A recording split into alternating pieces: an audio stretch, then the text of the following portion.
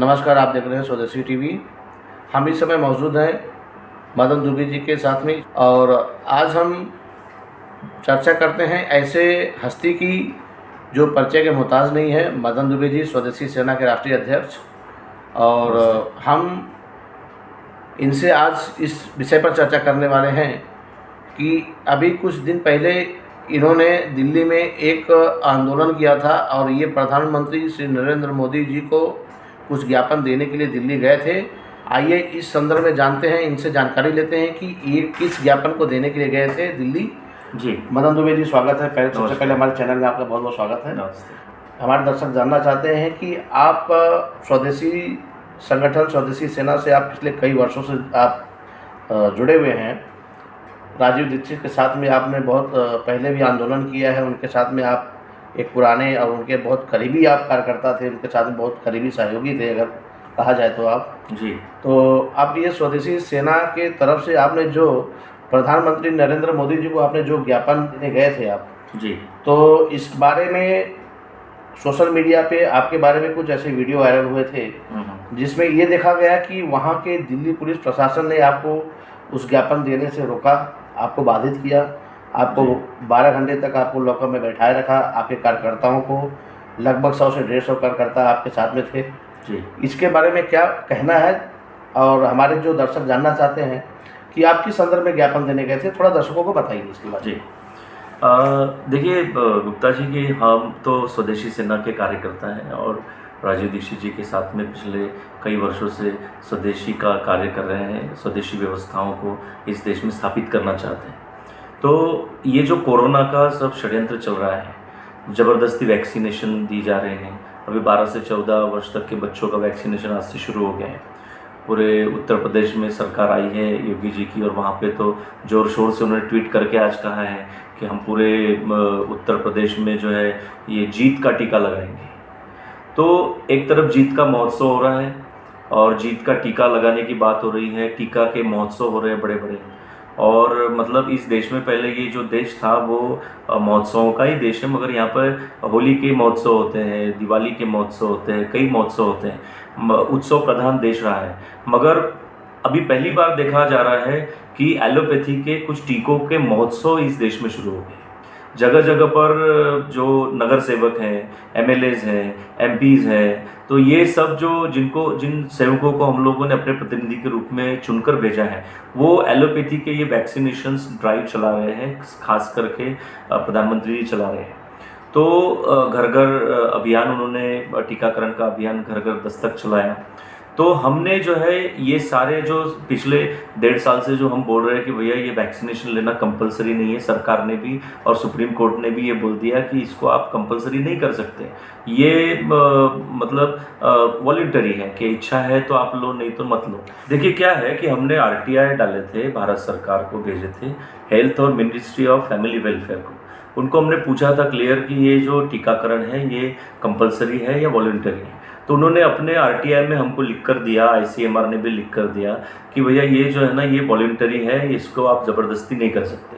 देखो आर्टिकल 21 जो संविधान का आर्टिकल 21 है उसमें दैहिक स्वेच्छा की बात की है, मतलब शरीर की इच्छा जो है और शरीर की जो अधिकार है कि आपके शरीर में कौन सी दवा डालना है, तो उसमें आपको जो चिकित्सा पद्धति लगती है वो आप डाल सकते हैं या उसका विरोध कर सकते हैं। नहीं लगाना है, कोई चिकित्सा नहीं ली तो नहीं भी लगा सकते हैं।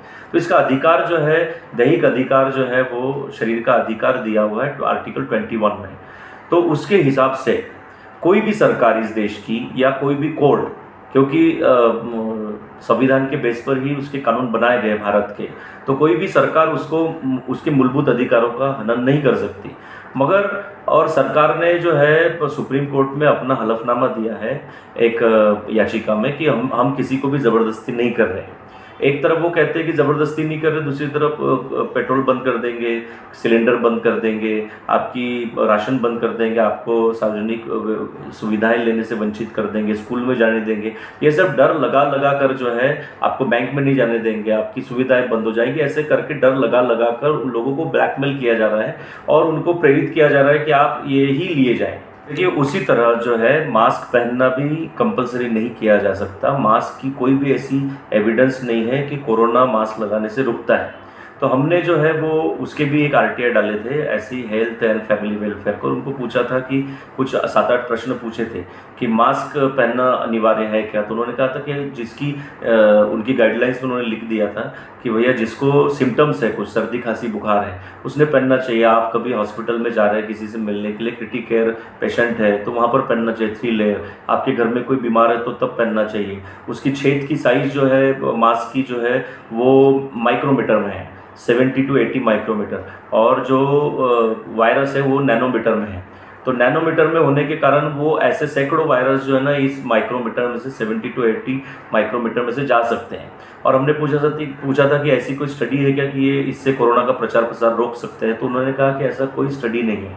दूसरा हमने पूछा था कि ऐसा कोई प्रावधान है क्या लीगली, जो आपने डिजास्टर मैनेजमेंट 2005 का लगाया है, एक्ट लगाया है, और उसके बाद पेंडेमिक एक्ट लगाया है। तो पेंडेमिक एक्ट में अगर मान लो कि कोई मास्क नहीं पहनता है तो आप उसके ऊपर फाइन लगा सकते हैं क्या, ऐसा प्रावधान है क्या। तो उन्होंने कहा कि ऐसा कोई प्रावधान नहीं, मगर फिर भी लूट मची हुई है। उसी तरह से आरटीपीसीआर की जो टेस्ट है, उसकी आरटीपीसीआर टेस्ट करते वक्त जो है आपको आईसीएमआर की जो ये है लेबॉर्ट्रीज़ है उनकी अप्रूव की हुई, उन्हीं लेबॉर्ट्रीज़ में ही आपको जो है चेक करना पड़ेगा। और चेक करते वक्त भी जो आपके ब्लड से सैंपल लेते हैं, नाक से सैंपल लिया जाता है, वो एमबीबीएस व्यक्ति होना चाहिए। और वो जो चेक करता है आरटीपीसीआर टेस्ट, वो माइक्रो बायोलॉजिस्ट होना चाहिए, एमबीबीएस एमडी। और मगर फिर भी जो है फ्रेंचाइजीज दे के, जैसे अभी 3768 कुछ है जो अप्रूव्ड है इसकी आईसीएमआर की लेबॉर्ट्रीज, मगर फिर भी जो है उन्होंने अपनी फ्रेंचाइजीज ऐसे छोटी छोटी लेबॉर्ट्रीज को दिया है, और वो वहाँ के 10वीं पास 5वीं पास ऐसा लड़के जाकर आपके सैंपल लेते हैं और वो वहाँ के लेबॉर्ट्रीज में ले जाकर देते हैं। और फिर आपको पता चलता है कि आपका सैंपल यहाँ से लिए गए, मेरा साइन है चेन्नई की। तो ये जो घोटाला हुआ है करीबन 76,000 करोड़ का घोटाला है।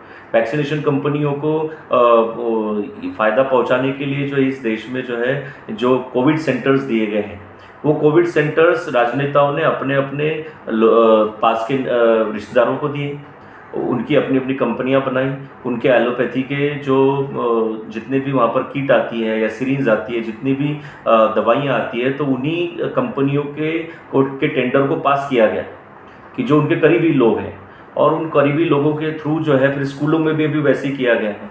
तो स्कूल में बच्चों को जो 12 से 14 वर्ष के बच्चों को अभी टीकाकरण शुरू हुआ है। 18 साल के बच्चों तक पेरेंट्स की साइन लेकर आपको देना पड़ता है कि वो कंसेंट लेटर होना चाहिए।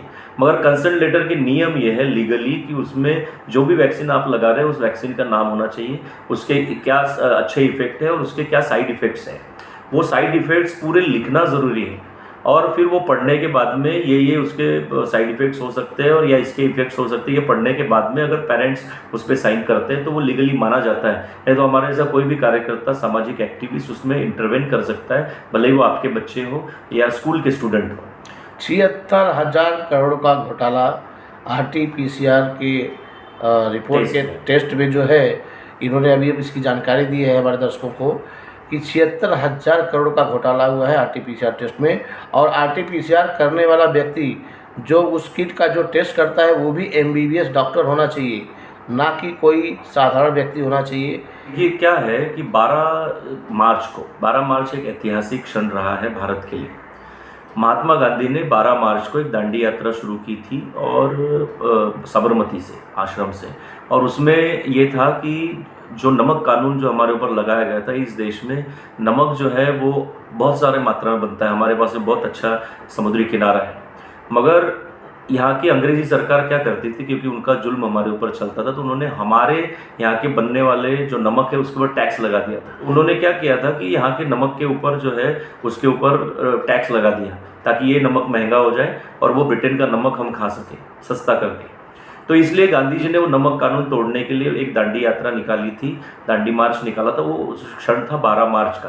तो हमने भी सोचा कि इतना 1.5 साल से हम लोगों को समझाने की कोशिश कर रहे हैं, मगर प्रधानमंत्री जी समझ नहीं रहे, तो क्यों ना उनको एक ज्ञापन दिया जाए बाय हैंड, और वो बाय हैंड देकर हम लोग जो उनसे एक रिक्वेस्ट करें, प्रार्थना करें कि ये सब चीज़ें जो चल रही है इसको आप रोकें।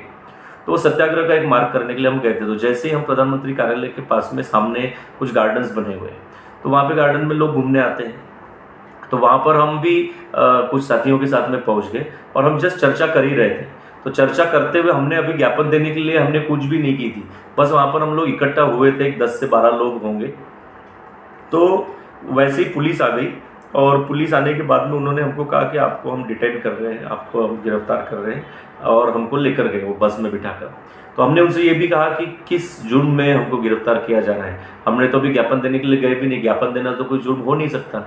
तो उन्होंने कहा कि नहीं, यहाँ पर 144 चल रही है CRPC की, तो इसलिए ज़्यादा लोगों का जमना यहाँ पर ठीक नहीं। तो हमने कहा कि ठीक है, हम डिस्पर्स हो जाते हैं, हम अलग अलग हो जाते हैं, आपको 5 लोगों से ज़्यादा लोग नहीं चाहिए तो हम चले जाते हैं, 2 लोग ही जाएंगे ज्ञापन देने के लिए। मगर उन्होंने सुना नहीं और वो हमको जो है ये पार्लियामेंट स्ट्रीट का पुलिस स्टेशन था, तो पार्लियामेंट स्ट्रीट के पुलिस स्टेशन के कुछ पुलिस वाले वहाँ पे आकर उन्होंने हमको डिटेन किया और वो वहाँ से हमको करीबन 10 किलोमीटर पे एक मंदिर मार्ग पुलिस स्टेशन है, वहाँ पर लेकर चले गए। फिर उसके बाद में धीरे धीरे वहाँ पे 150-200 लोग जमने लगे, तो हम लोग 50-60 लोग अंदर और 100 लोग बाहर, तो ऐसा सीन वहाँ पर हो गया। तो हम उनको पूछ रहे थे कि भैया आपने हमको क्यों गिरफ्तार किया है, हमारा जुर्म क्या है, तो मगर वो बताने के लिए तैयार नहीं।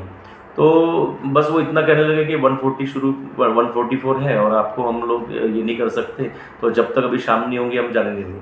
हमने वहीं पे अनशन शुरू कर दिया, हम नारेबाजी करने लगे, वैक्सीन की ज़बरदस्ती नहीं चलेगी, कोरोना की ज़बरदस्ती नहीं चलेगी, लॉकडाउन की ज़बरदस्ती नहीं चलेगी, मास्क की ज़बरदस्ती नहीं चलेगी, लूट बंद करे, तानाशाही बंद करे ये सरकार। तो ये सब हम जो वहाँ पर ये करने लगे, तो उससे बाहर भी लोग पब्लिक जमने लगी। तो उसके कारण ये हुआ कि उन्होंने 6 बजे हमको रिलीव किया, उन्होंने कहा कि अब आप जा सकते हैं। उन्होंने पुलिस वालों को लगा कि ये थोड़े से पढ़े लिखे भी लोग हैं, मगर ये बेसिकली क्रांतिकारी लोग हैं कि ये अन्याय को सहन नहीं करना चाहते, ये उनकी बात में समझ में आ गया था। तो हमने उनको कहा कि भैया आप लाठी चलाओ या हमारे ऊपर अश्रु गैस के गोले चलाओ, मगर हम कोई भी विरोध नहीं करेंगे, हम हमारा सर फोड़ लेंगे आपकी लाठियों से, मगर हम आपका विरोध नहीं करेंगे, ये अनशन शांतिपूर्ण है। तो उनको ये समझ में आया कि यार ये गांधीवादी लोग हैं, ये शांतिपूर्ण लोग हैं, पढ़े लिखे लोग हैं और ये ऐसा नहीं करेंगे। तो फिर वो चले गए अंदर, उन्होंने डिस्कशन किया कुछ, तो उनको गलती समझ में आया कि इनको नियम कायदे मालूम है और हम आर्टिकल 19 के तहत ही ये सब कर रहे थे, प्रदर्शन कर रहे थे। आर्टिकल 19 में आप कहीं पे भी भाषण दे सकते हैं, जाकर जम सकते हैं अपने संगठन के साथ में, देश के किसी भी कोने में जाकर आपको भाषण देने की और अन्याय के खिलाफ लड़ने की परवानगी है। और वैसे ही 51A है, 51A के तहत जो है हम कहीं पर भी अन्याय हो रहा है तो मेरा अधिकार होता है कि मैं संविधान को ख़त्म होने से बचाऊं और कानून की व्यवस्था को बनाए रखने के लिए मैं प्रयत्न करूं, ये मेरा संवैधानिक अधिकार है, मूलभूत अधिकार है। तो उन्होंने फिर हमसे एक चीज़ और कही कि भैया आपको अगर ये ज्ञापन देना है तो आप जंतर मंतर जाइए, जंतर मंतर के पार्लियामेंट स्ट्रीट ACP को आप लेटर दीजिए और वहाँ से जाने के बाद में वो हम आपको जंतर मंतर से प्रधानमंत्री कार्यालय ले जाएंगे, आपके डेलीगेशन को, वहाँ पर आप ज्ञापन दे सकते हैं। तो इस प्रोसेस के तहत अभी हम लोगों ने 23 मार्च की तैयारी की है और 23 मार्च ये भी एक ऐतिहासिक क्षण है हमारे लिए। शहीद भगत सिंह, राजगुरु, सुखदेव, इनकी शहादत उस दिन हुई थी, उनको फांसी दी गई थी। तो उस दिन हम जो है सारे भगत सिंहवादी और सारे क्रांतिकारियों को हम देश भर के वहाँ बुला रहे हैं और 11 बजे से लेकर जंतर मंतर पे हम प्रदर्शन के लिए बैठेंगे, अनशन शुरू करेंगे और बराबर 3 बजे के पहले हम जो है पुलिस के साथ में जाकर प्रधानमंत्री को ज्ञापन देंगे और वो ज्ञापन देने के बाद में फिर से अनशन शुरू होगा। वहाँ पर अपने अपने विचार, अपनी अपनी गोष्ठी वहाँ पर होंगी और आगे की रणनीति जंतर मंतर पे बनेगी 23 मार्च 2022 को। और मैं अनुरोध करता हूँ सभी लोगों से कि आप सब लोग भी 23 मार्च को ज़रूर दिल्ली पहुँचें, जो इस वीडियो को देख रहे हैं। तो अब देखना यह दिलचस्प है कि 23 मार्च को मदन दुबे जी और इनके स्वदेशी सेना के कार्यकर्ता क्या आंदोलन करते हैं, क्या नई क्रांति लाते हैं इस देश में। इसके लिए आप जुड़े रहिए हमारे स्वदेशी टीवी से। आप त्रिदीप गुप्ता, स्वदेशी टीवी, मुंबई।